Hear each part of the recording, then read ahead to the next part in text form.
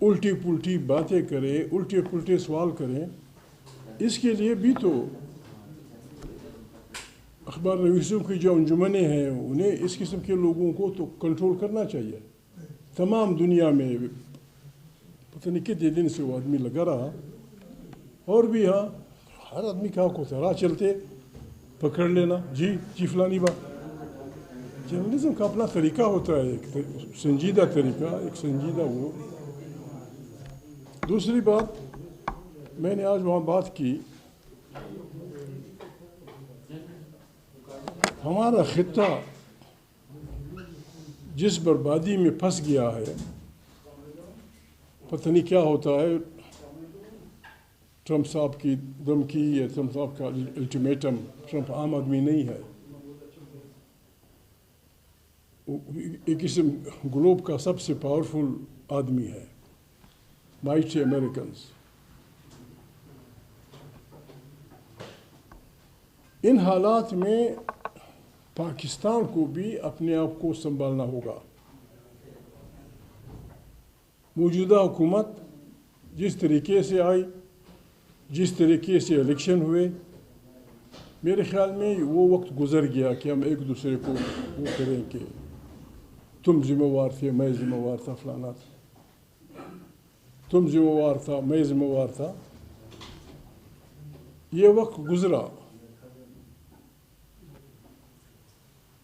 ہمارے حکومت یا ہماری حکومت کو سپورٹ کرنے والے اسٹیبلشمنٹ نے اپنی پوری کوشش کی، وہ عمران خان کو نہیں توڑ سکے. ابھی اس کے آگے مزید جانا یا بربادیوں کی پالیسیاں بنانا خطرناک ہوگا.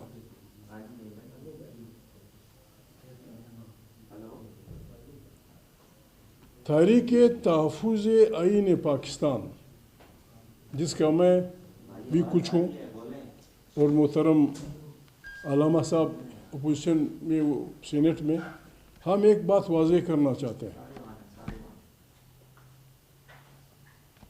اگر کوئی ایسی سوچ موجود ہو ایون تحریک انصاف کے اندر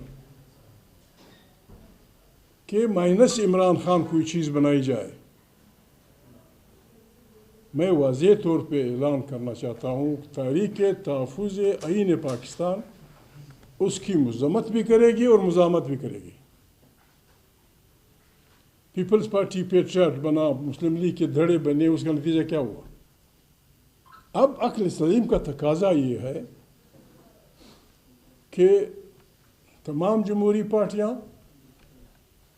عمران خان سمیت، فضل الرحمان سمیت، مسلم لیگ، پیپلز پارٹی، جو بھی ہماری پارٹیاں ہیں، زرداری سمیت، ہمیں مشترکہ نکات پہ، کم از کم مشترکہ نکات پہ، کہ یہ پارلیمنٹ طاقت کا سرچشمہ ہوگی، ہماری داخلی و خارجی پالیسیاں یہاں سے اوریجنیٹ ہوں گی، ہمسایوں کے ساتھ ہمارے جی اور جیون دو کی بنیاد پہ تعلقات ہوں گے.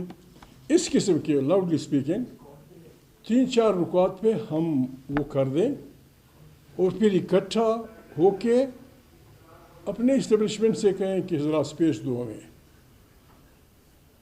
چونکہ پاکستان یہ خطہ، اگر ہمیں کچھ بھی نہیں ہوتا، خدا نخواستہ ایران پہ امریکن بمباری ہوتی ہے، ایران رد عمل میں ارد گرد کے ان تمام ممالک پہ بدترین حملہ کرے گا جہاں امریکہ کے اڈے ہیں. تو سارا خطہ ایک قسم کا، اگر خدا خواستہ ایران برباد ہوتا ہے، ملکوں کے میں نام نہیں لیتا، فلانا ملک بھی برباد ہوگا، فلانا بھی برباد ہوگا، فلانا بھی برباد ہوگا.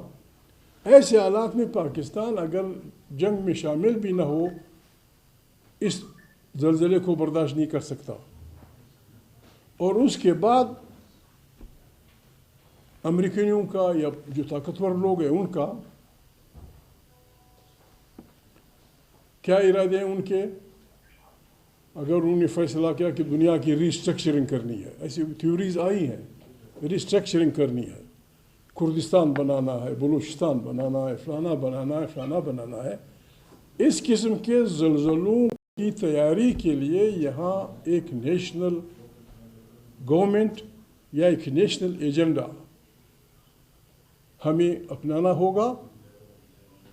اس میں ایک بات پھر میں واضح کرنا چاہتا ہوں، اگر ایسی کوئی سوچ ہے تحریک انصاف میں ہے، عمران خان کی فلانے میں ہے، کسی اور میں ہے کہ مائنس عمران خان تحریک تحفظ آئین پاکستان اس سازش کا حصہ نہیں بنے گی، مذمت کرے گی اور اس کی مزاحمت کرے گی ہر لحاظ میں۔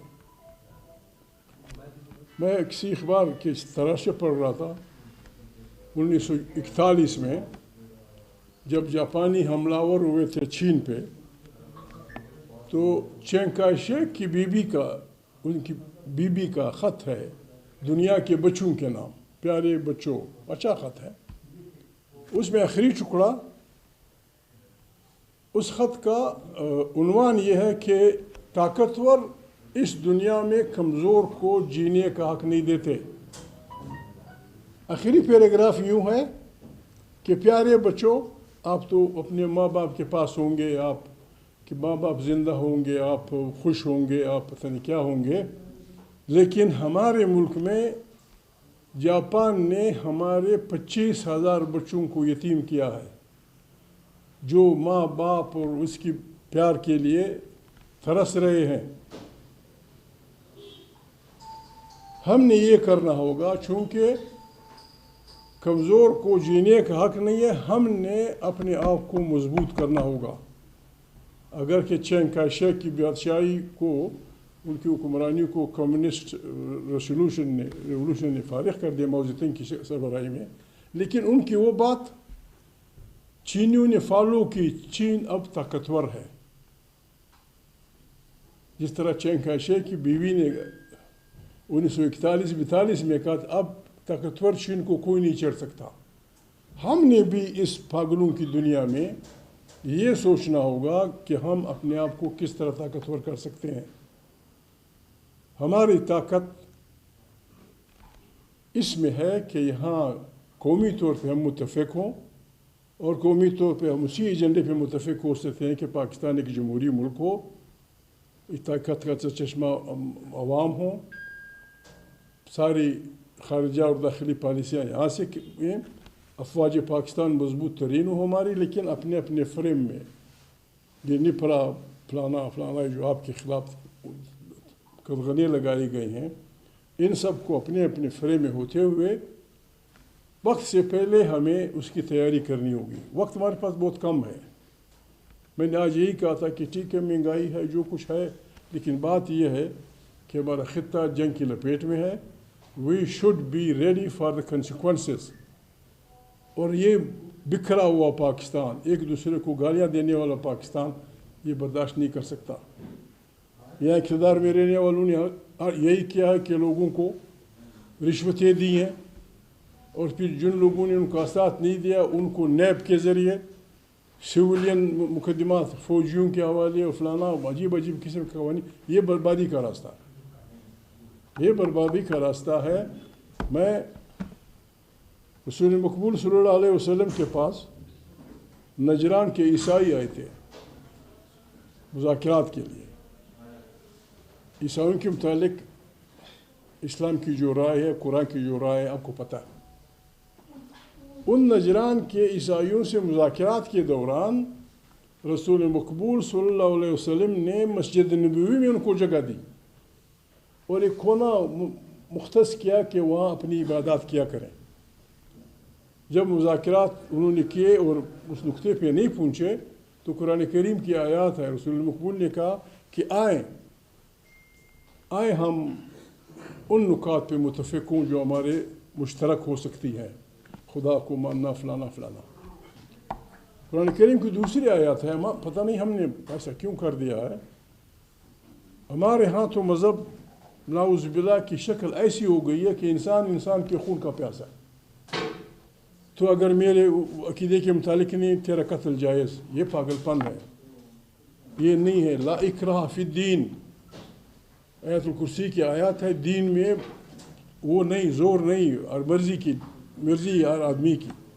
لا اکراہ فی الدین، دین انسانوں کو بچانے کے لیے ہوتا ہے۔ قرآن کریم میں آیت بول رہا ہوں، اللہ پاک کہتے ہیں اگر میں طاقتوروں کو ایک دوسرے سے بیلنس نہ کرتا تو نہ کوئی گرجا الفاظ ہے، نہ کوئی گرجا رہتا، نہ یہودی کی عبادت گاہ رہتی، نہ کوئی خانقاہ محفوظ رہتی، نہ کوئی مسجد محفوظ رہتی، سب برباد ہو جاتے.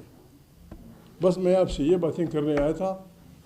وہ جرنلسٹ صاحب کا میں نام نہیں کرتا، پریولیج موشن میں وہ پیش کر سکتا تھا، ان سے میں پوچھ سکتا تھا. نہ میں نے کوئی مراعات لی ہے، نہ میں حالانکہ میرا حق ہے، گھر میرا حق ہے، پتہ نہیں کیا میرا حق ہے، بلٹ پور گاڑی فلانا کچھ نہیں. ایک گاڑی میرے پاس ہے، کبھی کبھی میں اس میں یہاں تک یا اسلام آباد کلب تک چلا جاتا ہوں، چھوٹی گاڑی، ورنہ میں اپنی گاڑی میں پھرتا ہوں.